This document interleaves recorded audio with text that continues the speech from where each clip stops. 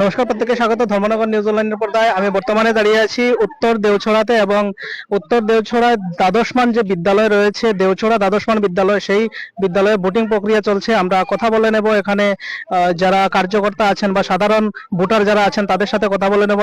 তাদের মত বিনিময় আমরা তিস্তর পঞ্চায়েতের ভোটিং প্রক্রিয়ার যে মত বিনিময় আমরা তাদের সাথে কথা বলে বিস্তারিত বিষয় তুলে ধরবো আপনাদের সাথে। প্রথমে আমি আপনার পরিচয়টুকু জানতে চাই। নমস্কার, আমার নাম মায়াসিনা। আমি 5 নম্বর ওয়ার্ডের বাসিন্দা, একজন ভোটার আর কি। এই যে তিস্তর পঞ্চায়েত নির্বাচন, আজকে ভোটিং প্রক্রিয়া চলছে, সেই ব্যাপারে কিছু যদি তুলে ধরেন সাধারণ জনগণের সাথে। এবং এইবার আমরা যেটা দেখতে পেয়েছি উত্তর দেওছড়াতে, এইখানে 9টি আসনেই নির্দল রয়েছেন, বিজেপি রয়েছেন এবং অন্য প্রার্থীরাও রয়েছেন। সেই ব্যাপারে কি বলবেন জয় নিয়ে আপনারা? আমরা জয় নিশ্চিন্ত। আমরা যে বিজেপি সরকার, আমরা সরকার আমরা গঠন করবো। আমরা পঞ্চায়েত আমরা ঠিকই আনু। তারা কোনো দলে আমরা পারতো না, কিন্তু তারার উপর এখানে আউকালি করতেছে। আমরা ভোট দিতেছে না ঠিক মতো। আমরা ভোটার, তারা লইয়া তারা টানাটানি করতেছে। আমরা হাতের টিকা তারা টানাটানি করে আমরা ভোট নেওয়ার চিন্তাধারা করতেছে, কিন্তু পারতাছে না, পারতো না। আমরা যতটুকু সম্ভব আমরা আটকাইমু, আমরা ভোট আমরা ঠিক মতো দেওয়াইমু, আমরা পঞ্চায়েত আমরা ঠিক মতো রাখবো। আজকে তিস্তর পঞ্চায়েত নির্বাচনের আমরা দেখেছি ভোট গ্রহণ প্রক্রিয়া শেষ হয়েছে এই পর্যন্ত। সেই দিকে নজর রেখে আপনারা কতটুকু আশাবাদী পঞ্চায়েত নির্বাচন নিয়ে, জয় নিয়ে? হ্যাঁ, নমস্কার সবাইকে। আমরা 100% আশাবাদী, 100 আমরা পাবো। আমাদের 9 জন আছে ক্যান্ডিডেট পঞ্চায়েতে, উত্তর দেওছড়া। 9 জনের 9 জনই আমাদের আসবে এবং বিপুল ভোটে আমরা জিতব বিজেপি, ভারতীয় জনতা পার্টি। আমরা দেখেছি নির্দল এবং এখানে অনেকেই 9টি আসনেই ওনারা প্রার্থী দিয়েছেন এবং সিপিএম, কংগ্রেস সবাই দিয়েছেন। সেই দিকে লক্ষ্য রেখে আপনারা জয় নিয়ে কতটুকু আশাবাদী আছেন? আপনাদের তারা তো বলছে ওনারা জয়ী হবেন, পঞ্চায়েত গঠন করবেন। সেই দিকে লক্ষ্য রেখে আপনাদের কি বক্তব্য? আশা তো সবাই করে, কিন্তু আমি বলছি তারা ওদের জামানত বাজেপ্ত হবে।